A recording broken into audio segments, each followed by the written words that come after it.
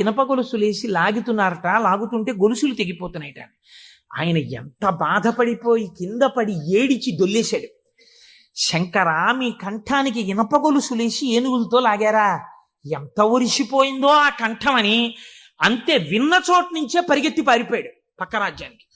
పారిపోయి గుళ్ళోకి వెళ్ళి అన్నం లేదు, నీళ్లు లేవు, ఒగరుస్తూ ఒంటి నిండా చెమటలు పట్టుకుని, ఈశ్వర, మీకు జరిగినటువంటి అపరాధం నా శరీరమునకు పొందేటటువంటి ఖేదంతో పోవాలని మీ వంపు దిద్దడం కాదు, మీ వంపు దిద్దడానికి మీకు ఇనప గొలుసు లేచి లాగినప్పుడు మీ కంఠం నొక్కుకుని ఉంటుంది, ఆ శిక్ష నేను అనుభవిస్తానని ఒక గొలుసు, తన మెడలో ఉన్నటువంటి గొలుసుని శివలింగపు వంపుకేసి గట్టిగా లాగాడు, తన కంఠం ఒరిసిపోయి తెగాలని.